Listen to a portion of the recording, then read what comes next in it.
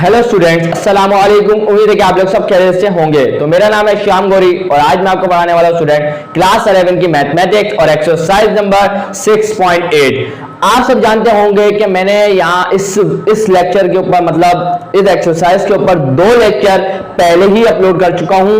अब यहाँ तीसरा लेक्चर आपके सामने है। अब इस लेक्चर के अंदर क्वेश्चन नंबर 6 से मेरी पूरी कोशिश रहेगी आज किसी भी सूरत पर मैं क्वेश्चन नंबर 10 तक कंप्लीट करा के इस एक्सरसाइज को कंप्लीट करूं। उसके बाद मैं एक नया चैप्टर स्टार्ट करूंगा। मुझे पता है कि इस एक्सरसाइज की 6.9 मैंने अभी तक नहीं करवाई है, वो इंशाल्लाह आने वाले वक्त में मैं करवा दूंगा। इंशाल्लाह अब जो वीडियोस मेरी अपलोड होगी वो मैट्रिसेस पर होगी। क्लियर है?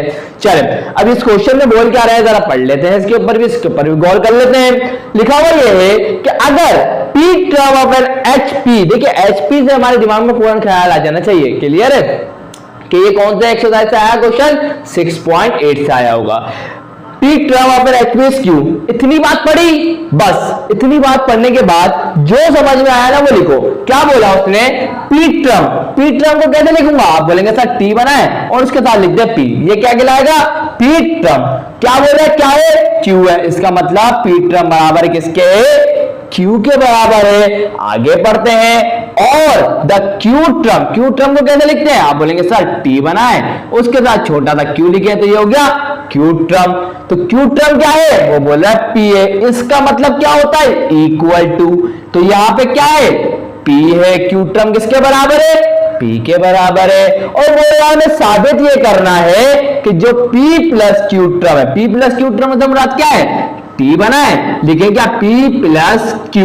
तो P प्लस Q टर्म का मतलब क्या है? क्या है हमारे पास? PQ over P plus Q। ये जो चीज है, ये आपको जो नजर आ रहा है, ये चीज हमें प्रूफ करनी है कि जो हम P प्लस Q टर्म जो मालूम करेंगे वो क्या आनी चाहिए। ये हमारा मकसद है। अब उसमें जिंदगी को हमेशा आसान रखने के लिए, क्योंकि हमें 6.8 एक्सरसाइज के अंदर एक इंपॉर्टेंट थ्योरम दिया हुआ है, उसको इस्तेमाल करके आसानी से प्रूव कर देंगे। कोई मुश्किल तो थ्योरम है नहीं वो। तो सबसे पहले मैंने आपको उसमें एक बात बताई थी कि जो P टर्म होती है, क्या होती है? यहां लिख देता हूं मैं। क्या होगा? Comparing above equation, comparing above term. सही है? तो क्या करेंगे? तो कंपेयरिंग करवाएंगे किससे? TP बराबर होता है X के, Q टर्म बराबर होता है Y के और R टर्म बराबर होता है Z के। ये बात मैं आपको पहले ही बता चुका हूं ना। आप बोलेंगे सर बिल्कुल आपने बताई थी कि P टर्म बराबर होती है X के, Q टर्म बराबर होती है Y के और R टर्म बराबर होती है Z के। ये बात मैं बता चुका हूं, याद रखिएगा, बहुत इंपॉर्टेंट बात है। अब जो सारी जो ऊपर लिखी हुई जो आपके सामने नजर आ रही है 3 टर्म, अब हम इसको कंपेयर करवा रहे हैं इससे। किससे करवा रहे हैं? इससे। तो ध्यान से देखिएगा, पहले वाले टर्म को तो दोनों के साथ क्या लिखा? P। तो इस कंडीशन में P किसके बराबर है? P के ही बराबर है। सपोज करें इस P की जगह क्या लिखा हो? 1। तो ये P की वैल्यू क्या आ जाएगी? 1। लेकिन इस कंडीशन P किसके बराबर है? P के। तो मैं यहां लिखूंगा क्या? मैं लिखूंगा कि P किसके बराबर है? P तो P के ही बराबर है। हेयर करके लिख दीजिएगा। सही है? उसके बाद Q किसके बराबर है? Q तो Q के ही बराबर है। तो ये आ गया Q किसके बराबर है? Q के। और R किसके बराबर है? P प्लस Q के बराबर है। तो ये आ जाएगा R किसके बराबर है? P प्लस Q के। अब बारी किसकी है? अब हमारे को ये भी तो पता होना चाहिए X क्या है, Y क्या है और ये Z क्या है। तो वहां जरा देख लेते, कंपेयर करवा रहे ना। तो X किसके बराबर होगा? Q के बराबर होगा। क्या लिखूंगा? X बराबर है किसके? Q के बराबर है। सही से लिख देता हूं। तो X बराबर है किसके? Q के। इसी तरीके से Y किसके बराबर होगा? P के। तो ये आ जाएगा Y किसके बराबर होगा? P के। और इसी तरीके से Z किसके बराबर होगा? तो याद रखिएगा Z तो हमें प्रूफ कर रहा है। अगर सारी ही वैल्यूज है तो हम इतना काम क्यों करेंगे? हमें जिस चीज को प्रूफ करना है उसको तो अननोन रखना पड़ेगा ना।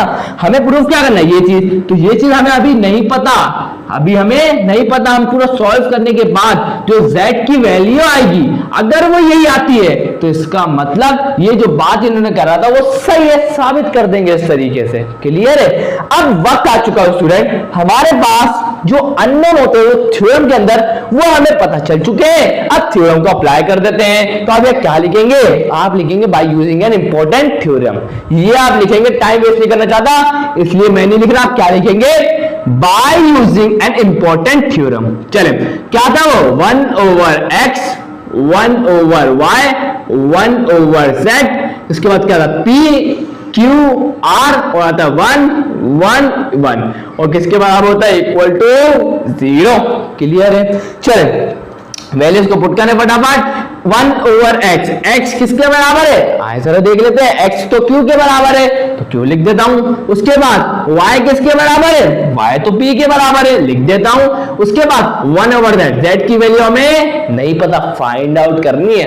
चले, तो p क्या है? p तो p के बराबर है, q तो q के बराबर है और r किसके बराबर है? p प्लस के q के, तो ये आ जाएगा p प्लस का q, ये आ गया 1, ये आ गया 1, ये आ गया 1। चले भाई, अब इस 3/3 के डिटर्मिनेंट को सॉल्व कर लेते हैं। क्या होगा? बहुत आसान तरीका है, बार बार बता चुका हूं। तो अब हम पहले वाले को लेंगे, क्या है? 1/q ले लिया। अब क्या होगा? ब्रैकेट लगा दूंगा। अब ध्यान सुनिएगा, बहुत इंपॉर्टेंट बात करने जा रहा हूं। तो भाई देखो, ये होता है कॉलम और ये होता है रो, सबको पता होगा। तो जब हमने इसको लिया तो ये वाले कॉलम को और ये वाली रो को छोड़ देंगे, क्या बचेगा? ये बचेगा, ये बचेगा, ये बचेगा और ये बचेगा। तो अब हम क्या करेंगे? q को मल्टीप्लाई कराएंगे 1 से, q1 से क्या हो जाएगा? q हो जाएगा, बीच में साइन आएगा माइनस का। उसके बाद p प्लस q को मल्टीप्लाई कराएंगे 1 से, क्या आ जाएगा? p, ब्रैकेट में लिखिएगा, क्या लिखेंगे? ब्रैकेट में लिखिएगा, क्या लिखेंगे? p प्लस का q। ये बात क्या याद रखिएगा, ब्रैकेट में जरूर लिखिएगा, वरना बड़ी गड़बड़ हो जाएगी आप लोगों से। चाहिए? चले, उसके बाद अब यहां पर लिखूंगा माइनस, तरीका बता रहा हूं, ध्यान सुनिएगा। माइनस, अब उसके बाद ये ले लिया ना, अब ये आएगा, क्या है? 1/p, तो लिख दूंगा 1/p, फिर लगाऊंगा ब्रैकेट, लगा दिया।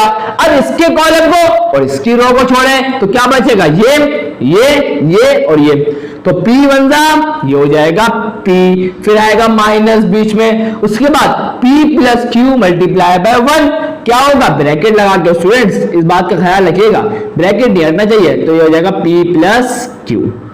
चले, उसके बाद क्या लिखूंगा? प्लस। अब ये भी हो गया, ये भी हो गया। अब इसकी बारी, क्या लिखा हुआ है? 1/z, ये आ गया। उसके बाद क्या लिखेंगे? ध्यान से सुनिएगा, इसके कॉलम को छोड़े, इसकी रो को छोड़े, क्या बचा? p q1 1, तो p1 क्या हो जाएगा? p हो जाएगा, फिर माइनस आएगा और q1 क्या हो जाएगा? q हो जाएगा। तो इसमें सिंपल ब्रैकेट लगा देता हूं। चले भाई, ये काम तो हो गया और इक्वल टू 0 हो जाएगा। अब बस जल्दी से थोड़ा बहुत काम रह गया, उसको करके क्वेश्चन को कंप्लीट करते हैं फटाफट। तो होगा क्या? सिंपल कैलकुलेशन करेंगे। क्या है? पहले तो माइनस साइन को ब्रैकेट से मल्टीप्लाई करवा देते हैं ना, ये काम भी कर सकते हैं। क्या हो जाएगा? 1/q, ये आ जाएगा ब्रैकेट q माइनस का, माइनस प्लस हो जाएगा, माइनस तो ये आ जाएगा p, माइनस प्लस क्या हो जाएगा? माइनस, ये आ जाएगा q। चले आगे क्या है? माइनस का 1/p। उसके बाद क्या है? फिर ब्रैकेट आएगा, p आ गया p, माइनस प्लस हो गया माइनस, माइनस प्लस हो गया माइनस। चले आगे बढ़ते हैं, फिर क्या है? प्लस का 1/z, क्या लिखूंगा?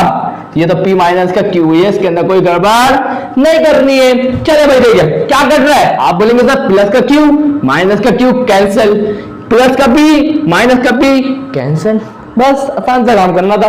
तो बस क्या बचा? माइनस का p मल्टीप्लाई बाय 1, तो ये हो जाएगा माइनस का p ओवर q। उसके बाद माइनस और माइनस, माइनस माइनस क्या हो जाएगा? प्लस हो जाएगा। q1 का क्या हो जाएगा? q हो जाएगा और डिवाइड में क्या है? डिनोमिनेटर में क्या है? p है।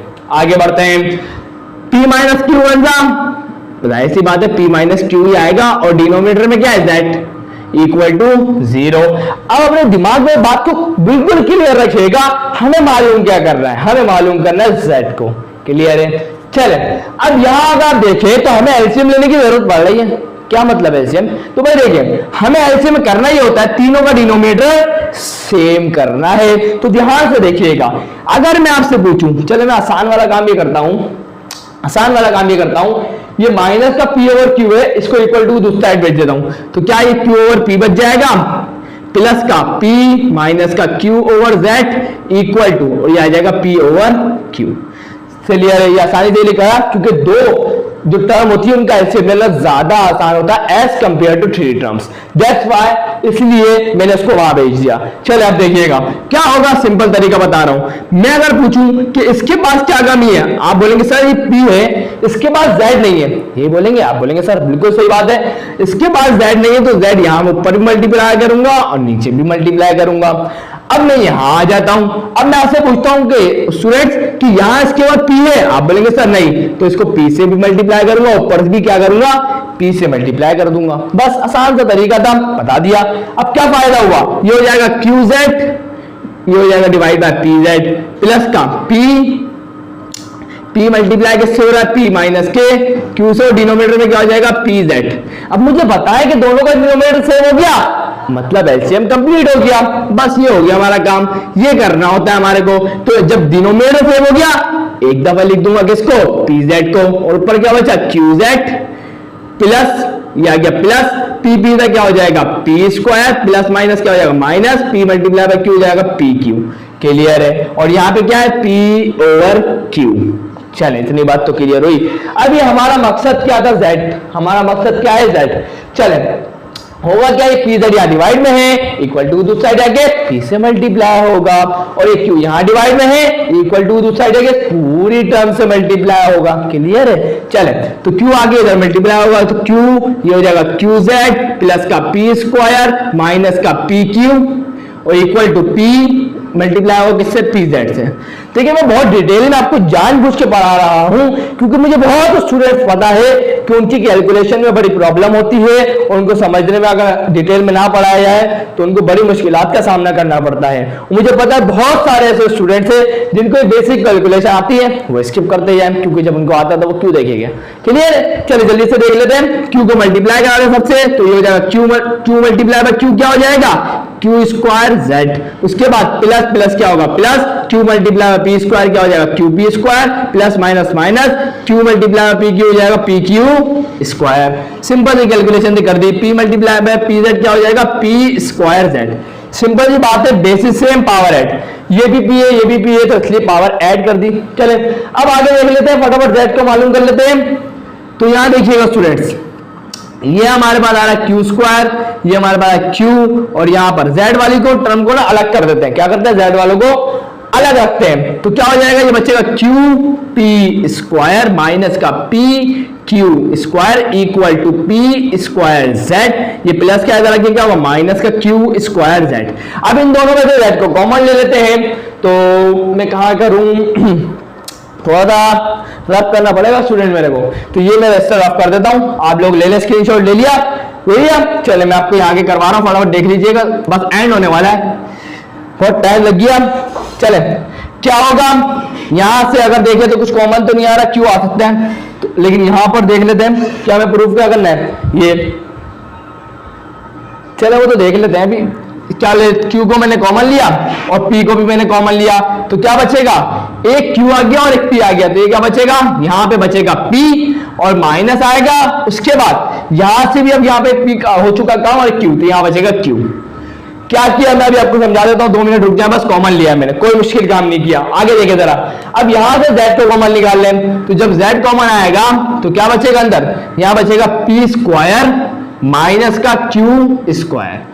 बस अब यहां z की वैल्यू चाहिए, तो यहाँ मल्टीप्लाई में इक्वल टू दूसरा रहेगा क्या होगा, डिवाइड, तो यहाँ हो जाएगा Q P multiply by P minus का क्यू, और डिनोमिनेटर में आएगा क्या, पी स्क्वायर माइनस का Q square equal to Z. अब आप बोलेंगे सर z की वैल्यू तो आ गई, लेकिन इससे तो मैच नहीं कर रही, यही सोच रहे हैं ना, अभी काम पूरा हुआ कहाँ है, आए जरा पूरा काम करते हैं। तो देखिए यहां लग रहा है ए स्क्वायर माइनस के बी स्क्वायर का फॉर्मूला क्या होता है, ए प्लस बी ए माइनस बी, ये तो सबको पता है, तो जल्दी से वो भी लिख देता हूं, उसको भी मिटा देता हूं।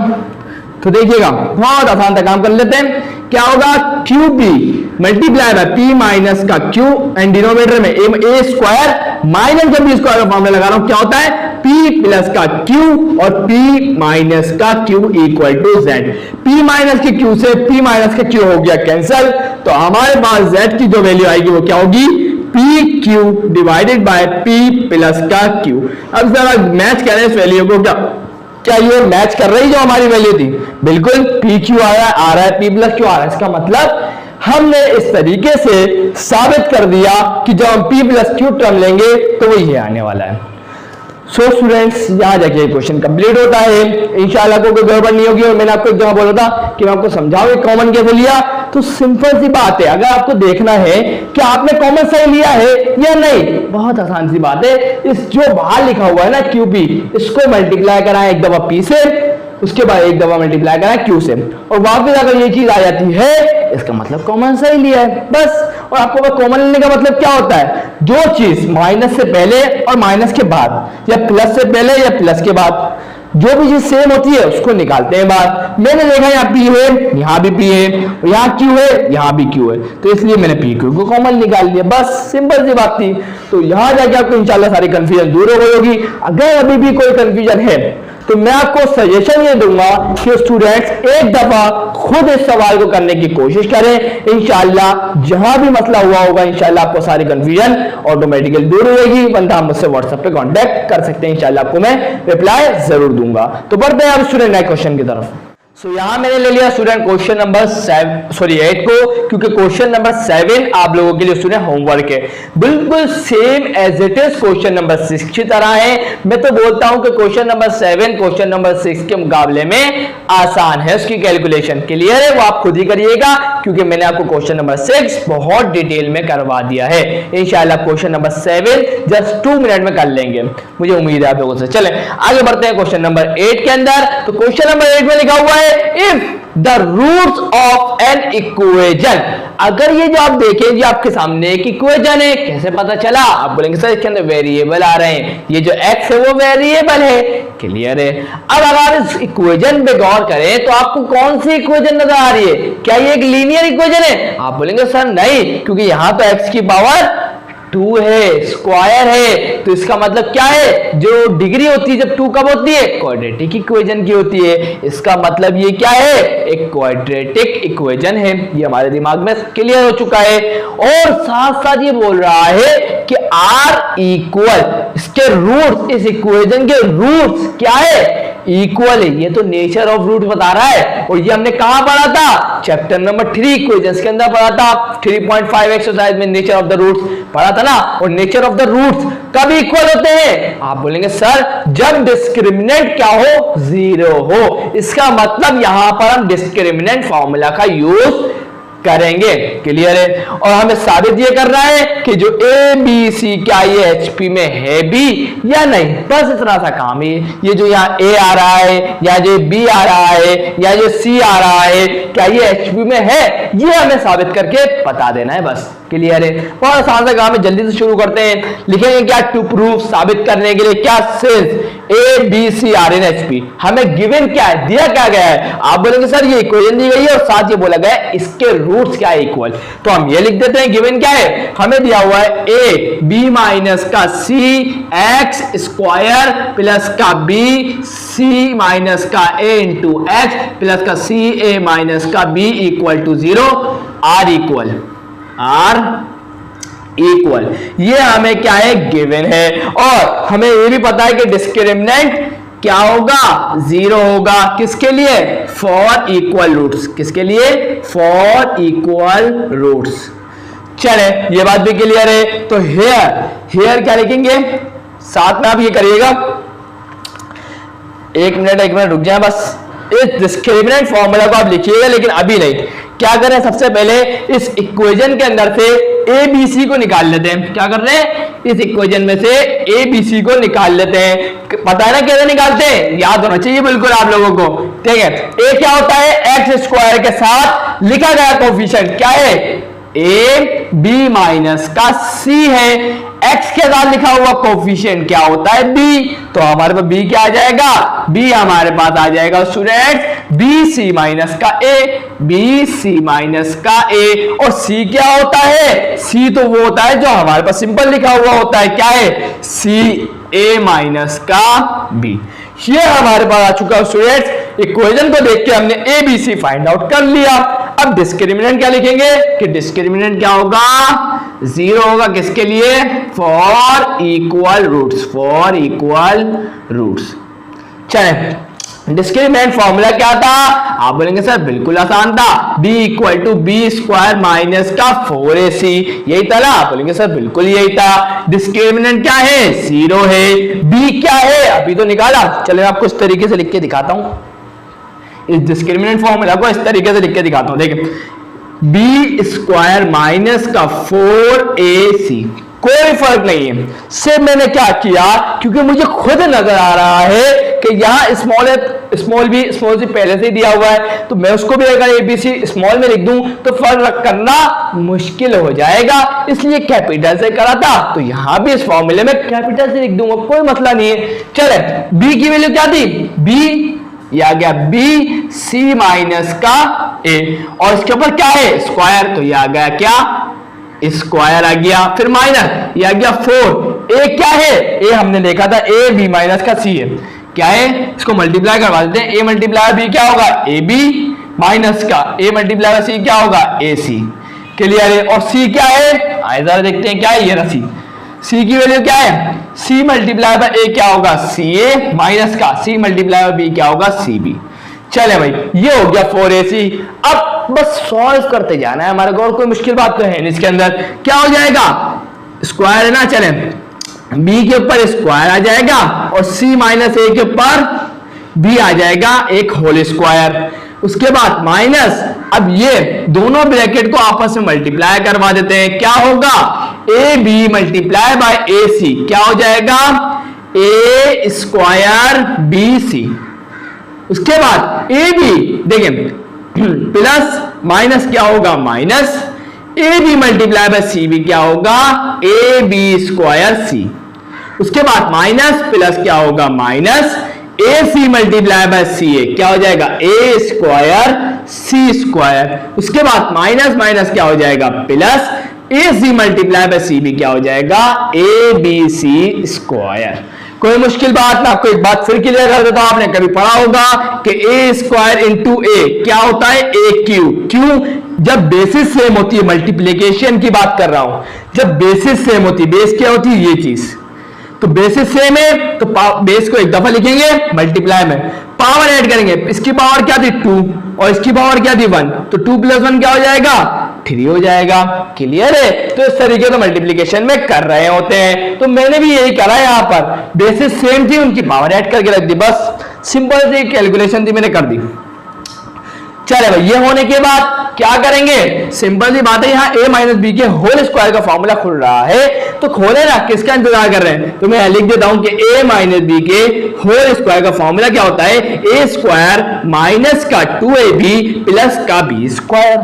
चले बस इसको भी इस तरीके से खोल लेंगे, क्या हो जाएगा? 0 इक्वल टू बी स्क्वायर, यहां लगा देंगे स्क्वायर ब्रैकेट, क्या आ जाएगा? पहले वाले का स्क्वायर क्या हो जाएगा? सी स्क्वायर माइनस का 2। ए क्या है? सी है, ए क्या है? सी है, और बी क्या है? ए है।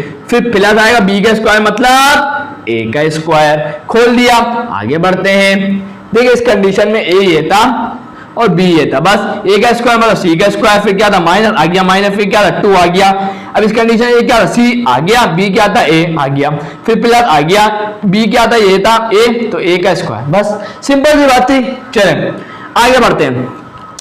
उसके बाद क्या है? सिंपल दिया है, देखिए माइनस प्लस क्या होगा? माइनस होगा, 4 मल्टीप्लाई बाय ए स्क्वायर, ये हो जाएगा 4a स्क्वायर बी सी। क्लियर है? उसके बाद माइनस माइनस क्या हो जाएगा? Plus 4 multiply by 4ab square C हो जाएगा। फिर माइनस माइनस क्या हो जाएगा? Plus 4a square C square हो जाएगा। फिर माइनस प्लस क्या हो जाएगा? माइनस क्या हो जाएगा? 4abc square, 4abc square. Clear? इंशाल्लाह आपको क्लियर हो चुकी होगी। साथ ही हम इस बी स्क्वायर को भी मल्टीप्लाई करा देते हैं सबसे, क्या हो जाएगा? B square multiply by C square हो जाएगा। प्लस माइनस क्या होगा? माइनस 2ac को मल्टीप्लाई करेंगे बी स्क्वायर से, तो क्या हो जाएगा? 2ab स्क्वायर सी हो जाएगा। प्लस प्लस क्या होगा? Plus B square multiply by A square क्या हो जाएगा? A square into B square. Simple multiplication हो रही है यहाँ पर, और कोई खास बात नहीं है। क्या आएगा? माइनस का 4a स्क्वायर बी सी। ए स्क्वायर बी सी, कहीं नहीं है। इसके बाद प्लस का 4ab स्क्वायर सी, 4ab स्क्वायर सी प्लस का 4a square C square minus का 4abc स्क्वायर। चले भाई स्टूडेंट्स, अब क्या करें सर, आपके दिमाग में ख्याल आ रहा होगा तो टेंशन नहीं लीजिएगा, मैं आपको एक फॉर्मूला लिखवा रहा हूं, तो देख लीजिएगा क्या लिखवा रहा हूं। याद रखिएगा, a प्लस का b माइनस का c के होल स्क्वायर का फॉर्मूला क्या होता है देखते जाइएगा। क्या होता है, a स्क्वायर प्लस का b स्क्वायर प्लस का c स्क्वायर प्लस का 2ab माइनस का 2bc और माइनस का 2ac। अब आप बोलेंगे सर ये फॉर्मूला अब हमें क्यों बता रहे हैं, क्योंकि ये जो फॉर्मूला है स्टूडेंट वो यहाँ अप्लाई होगा। अब आप बोलेंगे सर कैसे, अभी बताता हूँ, टेंशन क्यों ले रहे हैं, टेंशन नहीं लेनी आपको बस। तो अगर आप इसके अरेंजमेंट देखें तो पहले स्क्वायर स्क्वायर वाली टर्म आई हुई है, तो हम क्या करते हैं, आए जरा दिखाता हूं। देखिए इन दोनों के ऊपर स्क्वायर है, पहले मैं ए से शुरुआत करता हूं ना, ए का है, ए बी साथ है ये रहा, तो मैंने लिखा इसको पहले, क्या लिखा, इसको लिखा मैंने पहले ए बी, क्या लिखा ए बी। अब मुझे एक बात बताएं, ये दोनों के ऊपर पावर क्या है, सेम है, 2 2 है, तो क्या मैं इसको इसके ऊपर नहीं लिख सकता, बात तो वही है, कोई गड़बड़ है। आप बोलेंगे सर नहीं है, कोई गड़बड़ नहीं है, आगे बढ़ते हैं। उसके बाद इसको लिखूंगा बीसी को, तो प्लस का क्या है, इन दोनों के ऊपर पावर क्या है, सेम है, तो मैं क्या कर सकता हूं, बीसी लिखूंगा और इन दोनों के ऊपर क्या कर दूंगा, स्क्वायर लगा दूंगा, कोई फर्क नहीं पड़ेगा। आगे अब ढूंढते हैं किसको, एसी वाले को, तो एसी वाला मुझे नजर आ गया, आपको नजर आ गया, आप भी बोलेंगे सर मुझे भी नजर आ गया, किसके अंदर है, पॉजिटिव, तो ये आ जाएगा प्लस का। अब लेकिन एक मसला आ रहा है, मसला क्या आ रहा है कि यहां तक तो कुछ था नहीं, कुछ भी नहीं लिखा हुआ था, लेकिन यहां पर 4 लिखा हुआ है। अब क्या करें सर, कोई टेंशन वाली बात नहीं है, मैं इसको पता कैसे लिखूंगा, 2ac और इसके ऊपर क्या कर दूंगा, स्क्वायर। सर आपने ये क्या करा, कोई फर्क नहीं पड़ता, इसको देखें 2 के ऊपर स्क्वायर क्या होगा, 2 to the 4 और a का स्क्वायर इंटू c का स्क्वायर, यही चीज तो है लिखी हुई है और इसको मैं ऐसे लिख सकता हूं, क्लियर है। चलें अब क्या, क्योंकि मुझे स्क्वायर लाना था सबके ऊपर, क्या लाना था सबके ऊपर, स्क्वायर, इस तरीके से आ गया सबके ऊपर स्क्वायर। अब उसके बाद क्या है, अब हम ढूंढेंगे कि स्क्वायर वाली टर्म नहीं, अब हम ऐसी टर्म ढूंढेंगे जिसमें ए भी आ रहा हो, सही है, ऐसे ढूंढते हैं। आए जरा देखिए, अभी तक हम इसके बारे में बात कर चुके हैं और इसके बारे में बात कर चुके हैं और इसके बारे में बात कर चुके हैं। चले आगे क्या बचा, ये बचा, ये बचा, ये बचा और ये बचा। अभी जरा गौर फरमाए, कोई सेम तो नहीं आ रही, देखिए माइनस का 2ab स्क्वायर थी और प्लस का 4ab स्क्वायर थी, आ रहा है ना नजर, आप बोलेंगे सर बिल्कुल आ रहा है। सबसे पहले इसको छोड़ के आप इसको देखें, क्या लिखा हुआ, माइनस का, लेकिन माइनस का नहीं देखना, पॉजिटिव देखना, सॉरी। चले देखिए 4 में से 2 गए, 4 में से 2 गए, कितने बचे, 2, तो ये आ जाएगा प्लस का 2ab स्क्वायर सी, यही आएगा। आप बोलेंगे सर बिल्कुल यही आएगा। चले एक काम मैं और कर लेता हूं, चले मैं बाद में करवाता हूं आपको। चले आगे देखिए, अब ये भी फारिग हो गया, अब क्या हो गया, ये भी फारिग हो गया, ये भी और ये भी फारिग हो गया। अब क्या बचा, अब बचा ये और ये, तो मैं इसको लिख देता हूं, क्या है, माइनस का 4a स्क्वायर bc माइनस का 4abc स्क्वायर, क्लियर है। अब आप बोलेंगे सर ये जो आपने लिखवा दिया और इक्वल टू क्या आएगा, 0। अब उसके अंदर मिलाप करते हैं, मैच करते हैं, जरा आए जरा देखें, तो देखिएगा जरा, ए स्क्वायर वाली टर्म पूरी, ये हमारे लिए अभी क्या है, ये पूरी क्या है, ये हमारे लिए ए है, ये हमारे लिए क्या है, पूरी की पूरी बी है, और ये हमारे लिए क्या है, ये पूरी की पूरी क्या है, सी है, क्लियर है। अब आगे चलते हैं, बोल रहा है 2ab, 2 नजर आ रहा है, बिल्कुल आ रहा है, मुझे आ रहा है, आपको भी आना चाहिए ना। तो भाई देखिए 2ab, ए हमने इसको बोला ab को और बी हमने किसको बोला है, bc को। तो अगर हम देखें तो बोल रहा है कि ab को मल्टीप्लाई कराया जा रहा है bc से, तो हमें क्या मिलेगा, ab स्क्वायर c मिलेगा और साथ में क्या मिलेगा, 2। ये कंडीशन हमें दिखनी चाहिए, कहीं दिख रही है, आप बोलेंगे सर यही तो लिख रहा है 2ab स्क्वायर c, तो इसका मतलब ये क्या है, ये असल में क्या है हमारे पास, ये हमारे पास 2ab है इस कंडीशन के लिए। नहीं समझ में आया, फिर समझाऊंगा, कोई मसले वाली बात थोड़ी, 10 दफा पूछे आप। चले मैंने क्या बोला, ये ए है पूरा, ये अंदर जो लिखा हुआ है वो ए, ये अंदर जो लिखा हुआ bc ये b है और ये जो 2ac लिखा हुआ c है, सही है। अभी हमसे क्या बोल रहा है, 2ab, तो 2 लिख दिया 2 सही है। उसके बाद क्या ए, इस कंडीशन में ए क्या है, ए बी, लिख दिया ए बी।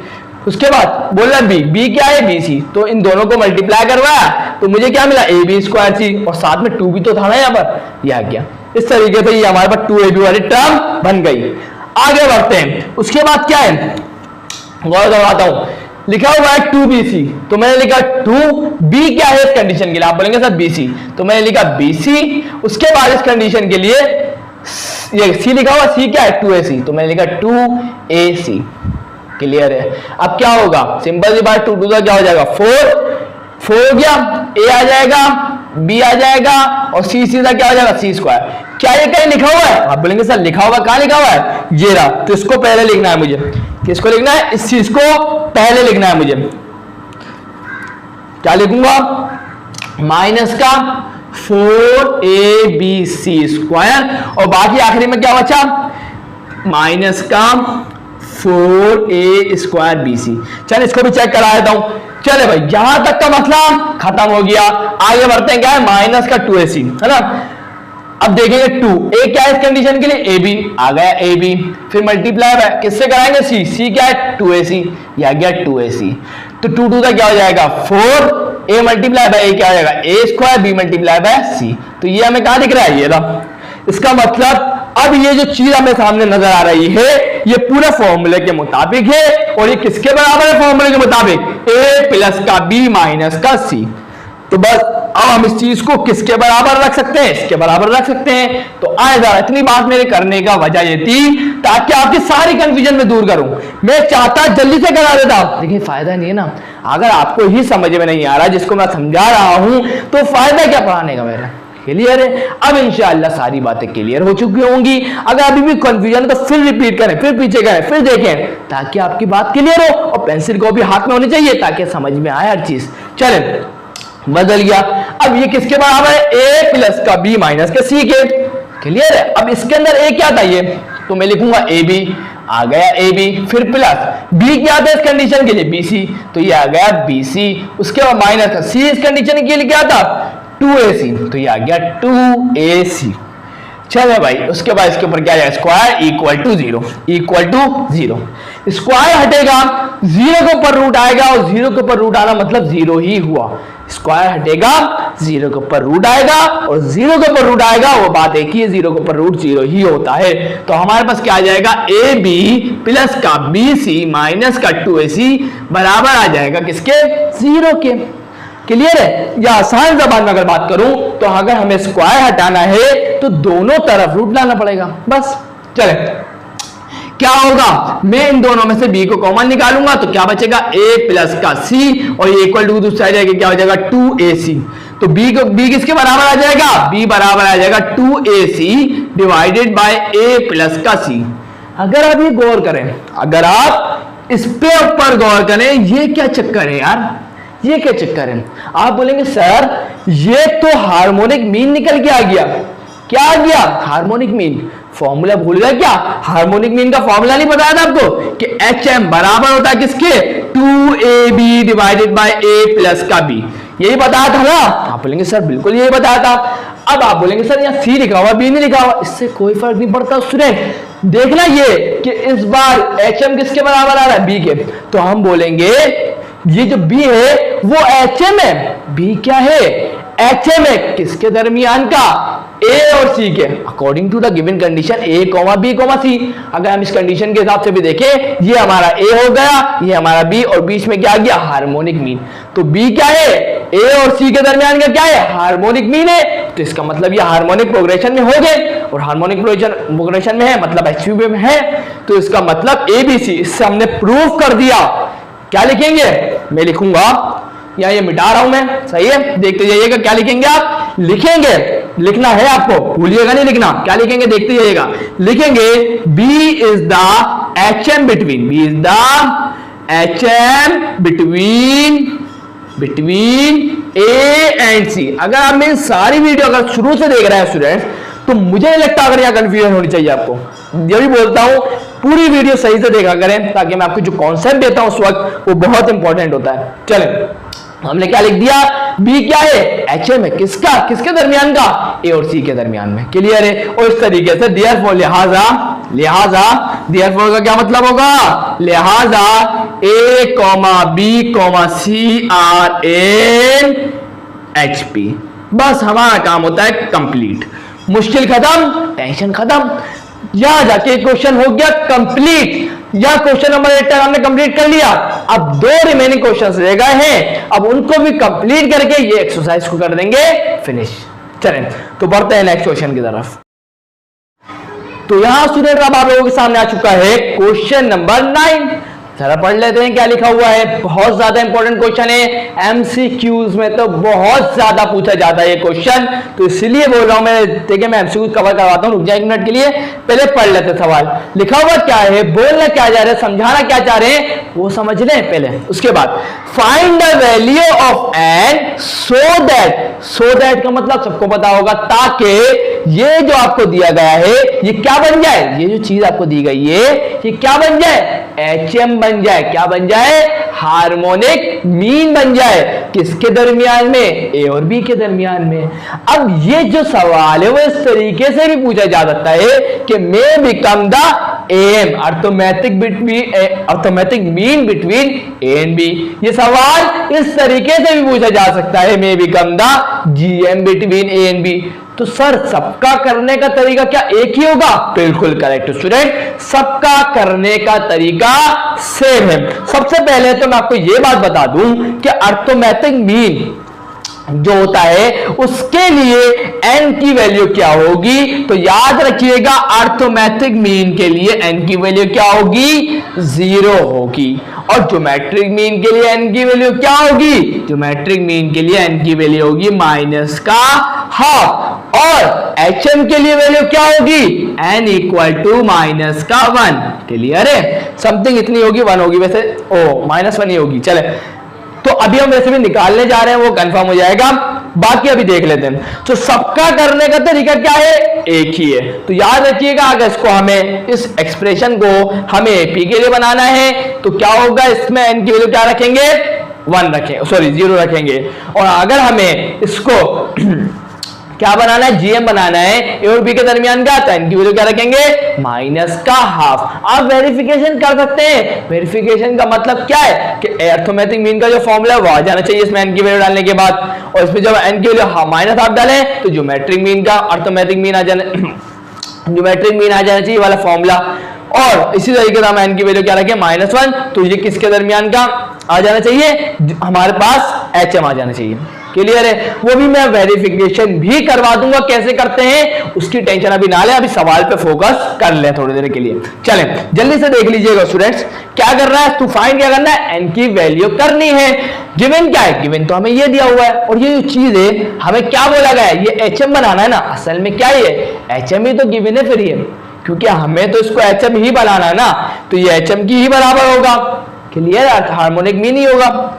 चलें अब क्या करें सर, तो भाई देखिएगा स्टूडेंट्स, अब ये हमारे पास एचएम के बराबर है, क्या हमारे पास कोई एचएम का फॉर्मूला नहीं है, आप बोलेंगे सर बिल्कुल है हार्मोनिक मीन का फॉर्मूला, तो क्या है जरा लिखवा देता हूं। हार्मोनिक मीन का फॉर्मूला क्या है, हार्मोनिक मीन का फॉर्मूला है 2ab divided by a plus का b, यही है, आप बोलेंगे सर बिल्कुल यही है, तो ये दोनों तो हार्मोनिक मीन के ही बन गए ना, तो इसका मतलब दोनों की जो वैल्यूज होगी वो क्या होगी, सेम होगी। तो इसका मतलब मैं इन दोनों को क्या कर सकता हूं, कंपेयर करा सकता हूं। तो अगर मैं इसको बोल दूं इक्वेशन नंबर 1 और इसको मैं बोल दूं इक्वेशन नंबर 2, तो हम क्या करा सकते हैं, इन दोनों को कंपेयर करा सकते हैं। तो मैं क्या लिखूंगा, कंपेयरिंग इक्वेशन नंबर 1 एंड 2।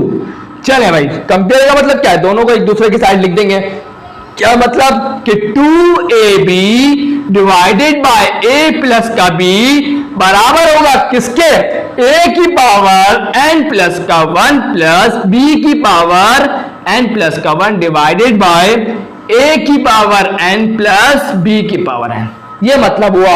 अब यहां ये डिवाइड में है, इक्वल टू दूसरा जाके 2ab से मल्टीप्लाई होगा, तो 2ab मल्टीप्लाई बाय a की पावर n प्लस b की पावर n, और यहां ये a प्लस b यहां डिवाइड में है, इक्वल टू दूसरा जाके a की पावर n+1 b की पावर n+1 से क्या होगा, मल्टीप्लाई होगा। क्लियर है? जल्दी से कर दें, 2ab मल्टीप्लाई बाय a की पावर n क्या होगा? आप बोलेंगे सर बेसिस से पावर है तो 2a की पावर n+1 और इंटू b आ जाएगा, फिर आएगा प्लस, फिर 2ab मल्टीप्लाई होगा b की पावर n से क्या हो जाएगा 2ab की पावर क्या आ जाएगा n+1। आगे बढ़ते हैं, मैंने अभी आपको बताया था ना b ये भी बेस सेम है और ये भी b भी बेस सेम है, पावर क्या है n और इसकी पावर क्या है 1, बेसिस सेम तो बेस को एक दफा लिखेंगे, पावर को ऐड कर देंगे तो n+1 बन जाएगा। क्लियर है? वही वाली बात है, simple, basis same power add. चलें आगे बढ़े, क्या है इक्वल टू a+b। देखिए सबसे पहले आप क्या करेंगे, a को मल्टीप्लाई कराएंगे a की पावर n+1 से, क्या हो जाएगा a की पावर n+2। उसके बाद a को मल्टीप्लाई कराएंगे b से तो a b की पावर n+1।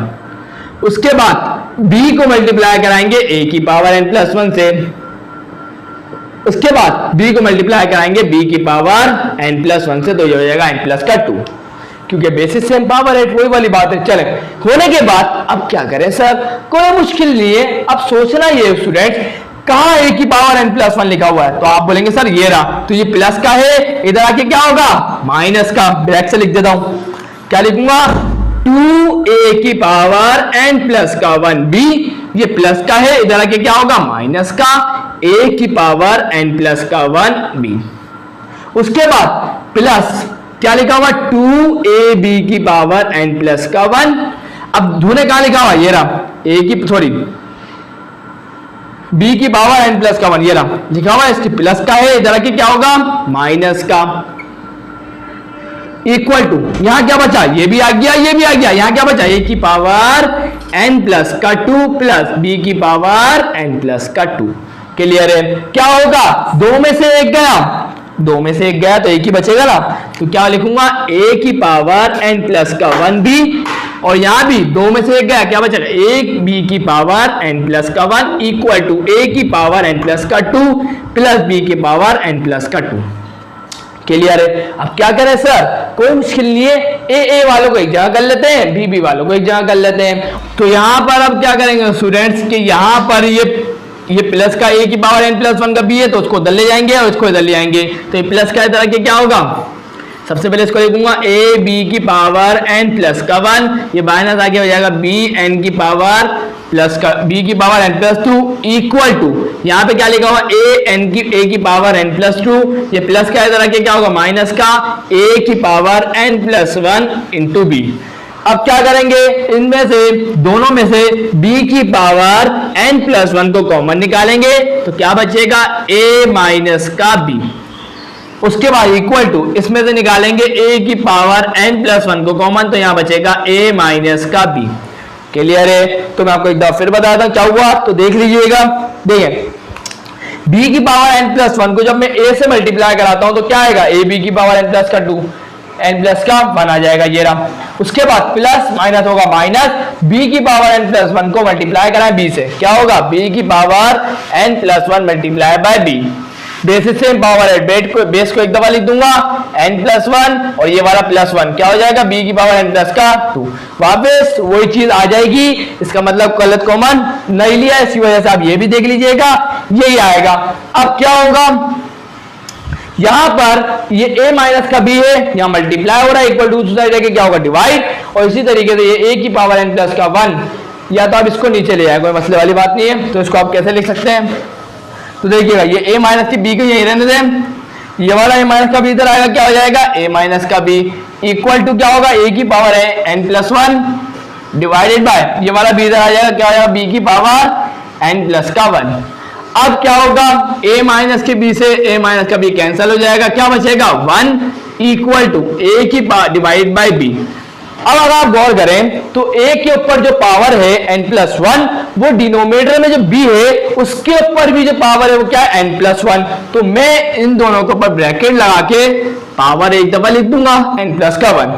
लेकिन हमें क्या चाहिए, हमें तो सवाल में लिखा हुआ है कि n की वैल्यू चाहिए, तो n की वैल्यू तो नजर नहीं आ रही। अब क्या करें, n की वैल्यू तो इस वक्त पावर में आ रही है। अब पावर से कैसे वैल्यू निकालेंगे, तो आपको याद रखना पड़ेगा कि अगर आपको कभी भी कि अगर n की जो भी वैल्यू फाइंड आउट करनी है वो पावर में हो, तो आपको एक बात का ख्याल रखना है कि इक्वल टू से पहले बेस सेम होनी चाहिए और इक्वल टू के बाद बेस सेम होनी चाहिए। फॉर एग्जांपल, अगर यहां लिखा हुआ 2 की पावर n इक्वल टू और यहां लिखा हुआ 4 की पावर स्क्वायर, अब दोनों की बेस या सिर्फ 4 ही लिख दें तो क्या होगा, अब दोनों तरफ बेस सेम है। बेस का मतलब क्या, यहां पर बेस क्या है 2 और यहां बेस क्या है 4। बेस सेम नहीं है तो बेस को सेम करना पड़ेगा, तो 2 की पावर n तो ऐसे रहेगा। अब 4 को मैं कैसे लिख सकता हूं, 2 की पावर स्क्वायर, है ये लिखूंगा 2 2 तक क्या होता है 4।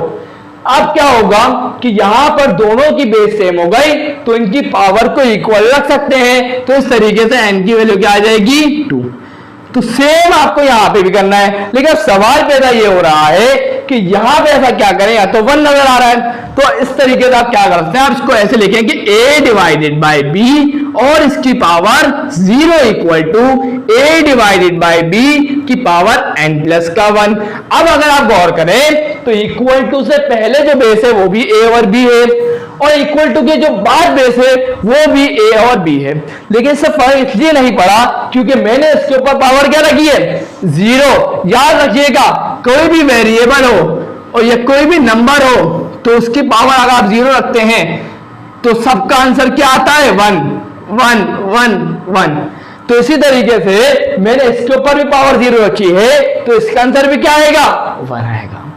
इस तरीके से बेस सेम हो गई और जब बेस सेम हो गई पावर को इक्वल रख लें तो इसका मतलब क्या है कि 0 इक्वल टू n प्लस का 1, तो n की वैल्यू चाहिए प्लस का 1 है, इक्वल टू दूसरा क्या होगा माइनस का 1। इस तरीके से आपके पास n की वैल्यू क्या आ जाएगी माइनस का 1।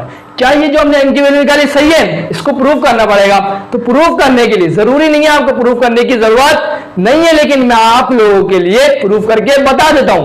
पेपर में अगर ये सवाल आता है तो प्रूव मत करने बैठिएगा, ये सिर्फ मैं आप लोगों की नॉलेज के लिए बता रहा हूं। तो ये जो n की वैल्यू है आप इसके अंदर डालें तो क्या होगा, a की पावर n की वैल्यू क्या है -1, तो n की जगह क्या आएगा माइनस का 1 प्लस का 1 प्लस b की पावर क्या आ जाएगी, n की जगह आएगा माइनस का 1 प्लस का 1 एंड डिवाइड में क्या आ जाएगा a की पावर n क्या आ जाएगा माइनस का 1 प्लस b की पावर क्या आ जाएगा माइनस का 1। क्लियर है। अब क्या करेंगे, सिंपल सी बात है, -1 प्लस 1 क्या हो जाएगा 0, -1 प्लस 1 क्या हो जाएगा 0, a की पावर -1 प्लस b की पावर -1, a की पावर 0 प्लस b की पावर 0 क्या हो जाएगा, ये हमारे पास हो जाएगा 2 और यहां पर क्या हो जाएगा a इनवर्स। तो यहां पर इसको कैसे लिख सकता हूं 1/a प्लस b इनवर्स को कैसे लिख सकता हूं 1/b। क्लियर है। अब इसको थोड़ा और सिंप्लीफाई करना है तो उसके लिए मुझे मिटाना पड़ेगा, इसीलिए आप इसका स्क्रीनशॉट लें, फिर मैं आपको आगे करवाता हूं, कंटिन्यू करूंगा। ले लिया स्क्रीनशॉट, चले भाई आगे क्या हो रहा है जल्दी से देख लेते हैं। यहां करवा रहा हूं देखें भाई, हम लोग पहुंचे थे, लिख देता हूं यहां पर, कहां पर पहुंचे थे 1 2 1 divided by a plus 1 divided by b। अब क्या होगा 2 अपनी जगह पर रहेगा, एलसीएम लेंगे कैसे, ये इधर चले जाएगा ये इधर चले जाएगा, दोनों आपस में मल्टीप्लाई हो जाएंगे, ये एलसीएम का तरीका है। क्या होगा b1 से क्या हो जाएगा b प्लस a1 से क्या हो जाएगा a, आपस में मल्टीप्लाई होगा क्या हो जाएगा ab, ये ab जाके 2 से मल्टीप्लाई हो जाएगा तो ये हो जाएगा 2ab divided by a plus का b। क्या ये एचएम का फॉर्मूला नहीं है, अभी तो पढ़ा था, क्या था ये था। इसका मतलब n की वैल्यू हमने सही निकाली है, जब भी तो ये वैल्यू आ गई, इसका मतलब ये प्रूफ भी हो गया, वेरिफिकेशन हो गई, तो क्या हमने n की वैल्यू सही निकाली है। तो यहां जाके क्वेश्चन भी होता है कंप्लीट। आखिरी क्वेश्चन रह गया है, उसके बाद इस वीडियो को एंड करेंगे इंशाल्लाह। सारा मसला हो चुका है आप लोगों का। एक और बात बता दूं कि अगर am लिखा हो तो वो वाला फॉर्मूला अर्थमेटिक मीन वाला जो फॉर्मूला था ना वो लगाएंगे a प्लस बी का डिवाइड बाय 2, वो अर्थमेटिक मीन का फॉर्मूला। अगर यहां लिखा होगा gm तो gm का अर्थमेटिक मीन का फॉर्मूला क्या था, gm बराबर होता है रूट इंटू ए बी, वो लिख देंगे यहां पर। बाकी कंपेयर वैसे ही करवाएंगे, सब कुछ वैसे ही होगा। क्लियर है। चल अब बढ़ते हैं आखिरी क्वेश्चन की तरफ इस वीडियो के, उसके बाद इंशाल्लाह नेक्स्ट वीडियो में मैंने आपको बताया कि चैप्टर नंबर 4 पे स्टार्ट करूंगा। सो यहाँ स्टूडेंट अब आप लोगों के सामने आ चुका है क्वेश्चन नंबर 10, निहायत ही आसान और बहुत ज्यादा मजेदार। लेकिन जब आसान होगा जब आप कॉन्सेप्ट आपको पता होगा, वरना तो ये भी बहुत मुश्किल हो जाएगा। क्या बोल रहा है जरा समझते हैं इस बात को। देखिए लिखा हुआ है कि अगर A B C are in H P, अगर हम ये मान लें कि जो ए बी सी जो आ रहे हैं वो एचपी में है, ये ए बी सी असल में है क्या? तो भाई देखें ये असल में ए बी सी क्या होती है, टर्म है। ये पहली टर्म, ये आ गई दूसरी टर्म और ये तीसरी टर्म, हमें से 3 टर्म दी है। ये आ गई पहली टर्म, ये आ गई दूसरी टर्म, ये आ गई तीसरी टर्म। अब देखें जैसे कि सीक्वेंस है 1 प्लस का 2 प्लस का 3, सिर्फ 3 टर्म दी हुई है। तो ये हो गया ए, ये हो गया बी और ये हो गया सी। क्लियर? अब यहां हमें ए बी सी की वैल्यू नहीं पता ना, मसला ये है। चलें समझ में आ गई, 3 टर्म है। अब बोल कह रहा है कि अगर ये जो तीनों के तीनों लिखेगा ये अगर एचपी में है, क्या है, हार्मोनिक प्रोग्रेशन में है। आगे बढ़ते हैं तो हमें साबित करके बताएं कि ये जो हमें आपको एक्सप्रेशन दे रहे हैं 3 टर्म दी हुई है कि ये भी एचपी में हो। क्या बोल रहे हैं, ये भी क्या हो, एचपी में होनी चाहिए। अगर ये एबीसी अगर एचपी में है तो ये जो तीनों लिखे हुए ये भी क्या होने चाहिए, एचपी में होने चाहिए। साबित करके बताएं। तो मैंने बोला ये कौन सी मुश्किल बात है भाई, ये तो बहुत आसान सी बात है। अब आप बोलेंगे सर कैसे, मैं जरा गौर करवाता हूं। तो भाई देखिए स्टूडेंट्स, मेरा से सवाल है, अगर मैं ये ए है और ये सी है, याद है आपको मैंने हार्मोनिक मीन का कॉन्सेप्ट क्या दिया था? मैंने बोला था कि जो पहली टर्म और जो आखिरी टर्म होती है उसके दरमियान में एचएम होता है ना। ये बोला था ना, ए और बी के दरमियान में एचएम होता है। तो यहां देखिएगा ये पहली टर्म होगा या आखिरी टर्म, इसके दरमियान दोनों के दरमियान में कितनी टर्म है, एक टर्म है।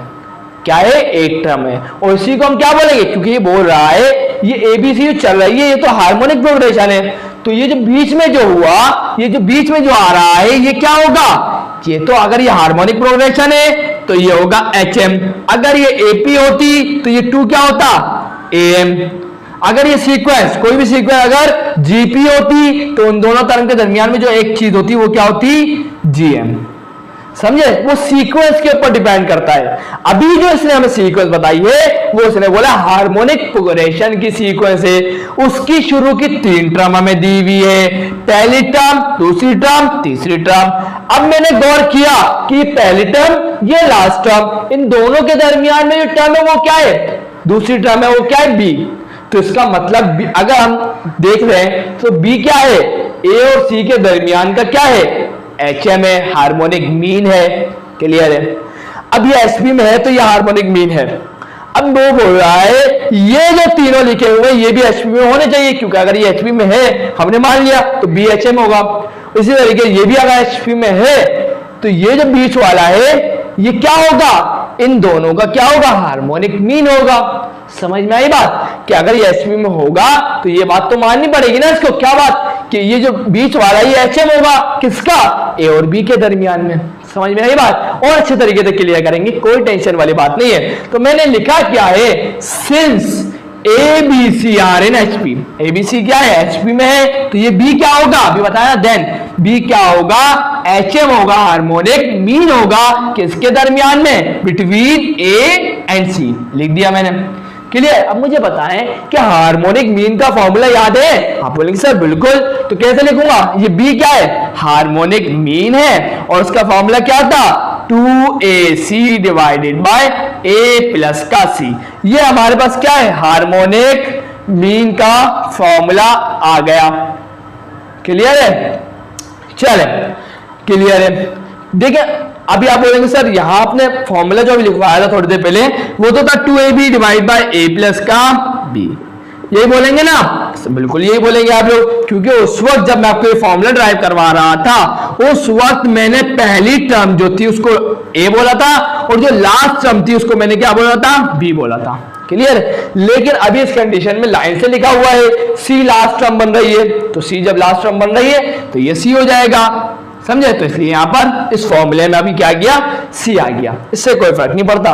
हमने इसी को देख के मैं जान लिया कि बी क्या है, एचएम है, किसके दरमियान में, और सी के, तो फॉर्मूले में एसी आ गया। बस सिंपल सी बात है, कोई टेंशन नहीं लेनी आप लोगों को इस बारे में, कहिए इंशाल्लाह नहीं लेंगे आप लोग। चले अब साबित क्या करना है, साबित तो ये करना है कि ये जो तीन जो टर्म दी हुई है वो किसके अंदर है, एचपी में। तो ये बात ये भी सेटिस्फाई करेंगे, जिस तरीके से ये बात है सेटिस्फाई करेगा ये, तो इस तरीके से ये जो चीजें तीन टर्म है वो भी सेटिस्फाई करेंगे अगर एचपी में है। तो मैं क्या लिखूंगा, आर एन एचपी क्या लिखूंगा आगे? आप बोलेंगे सर आप लिखेंगे, लिखता हूं मैं आगे। चले क्या लिखूंगा? देन क्या लिखूंगा? देन क्या होगा? B over C plus A B the H M between, किसके दरमियान का एच एम होगा स्टूडेंट्स? ए और सी के। तो ये क्या है? A over B plus C and किसके? C over A plus B के। समझे? किसके दरमियान का एचएम बनेगा? ये इन दोनों के दरमियान का एचएम होना चाहिए। तो एचएम का फॉर्मूला क्या है? आप बोलेंगे सर बहुत आसान सा फॉर्मूला है। एचएम का फॉर्मूला क्या होगा? देखिए मैं लिख रहा हूं यहां पर। अभी कौन एचएम है? बी, तो बी ओवर सी प्लस ए आ गया एचएम। उसके बाद क्या आता है? 2ab, इन दोनों के दरमियान में ना, तो क्या है? A over B plus C multiply by दूसरा ये C over A plus B. अभी तक जिसको भी कंफ्यूजन है ना, मैं आपको उसको बता देता हूं, टेंशन वाली बात नहीं है। एचएम का फॉर्मूला क्या था?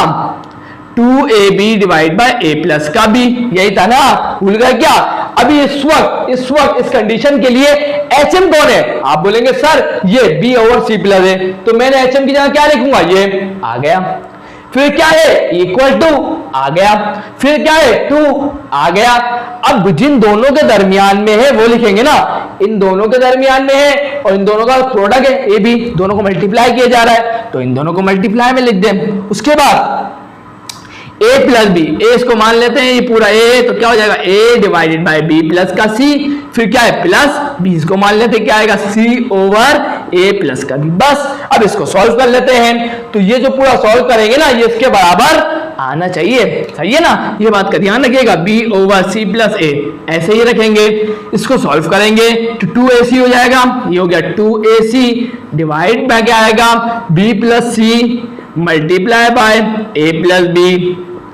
उसके बाद इनका एलसीएम लेंगे, ये जाके इससे मल्टीप्लाई होगा, ये जाके इससे मल्टीप्लाई होगा, दोनों आपस में मल्टीप्लाई होंगे। तो सिंपल है, a प्लस बी जाके a से मल्टीप्लाई होगा, प्लस b प्लस सी जाके c से मल्टीप्लाई होगा, और ये दोनों आपस में मल्टीप्लाई होंगे।